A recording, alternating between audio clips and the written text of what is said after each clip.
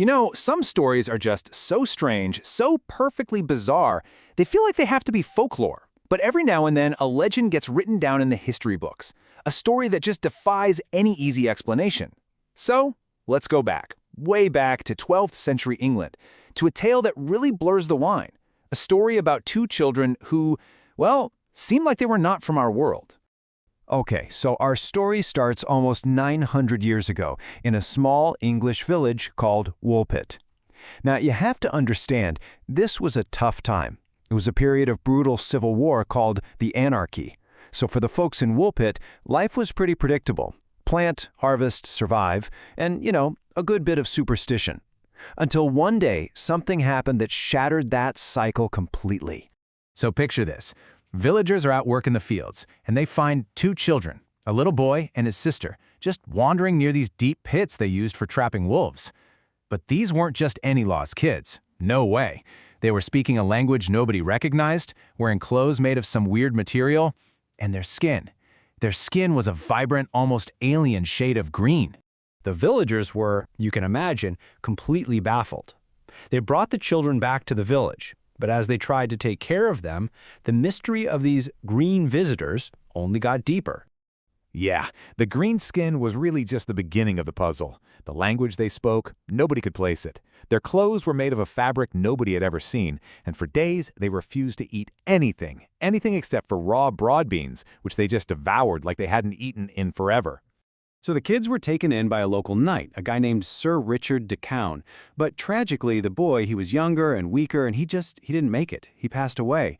The girl, though, she was a fighter. She started to eat other foods, and slowly, incredibly, the green color of her skin started to fade away, revealing a normal complexion. She eventually learned English and was baptized, sort of a lost soul finding a home in this completely new world. Of course, once she could finally communicate, everyone was dying to know the answer to the big question, where on earth did you come from? And the story she told, wow, it was even stranger than her appearance. She said they came from a place called St. Martin's Land. She described it as this subterranean world, a place of constant twilight where the sun never ever shone. And in this strange, dim land, she said everyone and everything was green, just like she and her brother had been. And get this, she also talked about this vision they had. From their twilight world, they could see another land, a luminous, bright, sunlit place. But it was separated from them by what she called a very great river. It was this world they could see, but could never ever reach. So, how did they get to Woolpit? Well, her story goes that one day they were out tending their father's cattle when they heard this loud, captivating sound, almost like church bells ringing. They were drawn to it, followed the sound into a cavern, and just wandered through the dark for a long, long time. And then suddenly, they came out into the blinding, overwhelming sunlight of the English countryside. I mean, it's an incredible story, right? It sounds like a perfect piece of folklore. But for centuries now, historians and scientists have been trying to peel back all those layers of myth to find a more rational explanation for what happened. Okay, so the first mystery you have to tackle is the green skin. And modern medicine actually has a pretty good suspect, a condition called chlorosis. It's a really severe form of iron deficiency anemia, and it used to be called the green sickness for a reason. It can literally give a person's skin a pale greenish tint. And the main cause? Extreme malnutrition. This medical idea is really the cornerstone of the leading historical theory. See, back in the 12th century, England had a lot of Flemish immigrants. They were skilled weavers, but they were often treated with suspicion and even persecuted. So the theory goes that these kids were orphans. Maybe their family was attacked, and they fled into the forest to hide and survive on their own. And when you put the two stories side by side, the fantastical starts to look, well, eerily plausible. The green skin? That could be chlorosis from starvation. The unknown language? A Flemish dialect the English villagers just wouldn't recognize.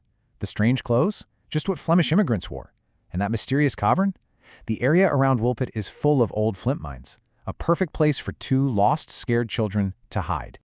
So, there you have it, a tragic but totally understandable story about two malnourished refugee kids.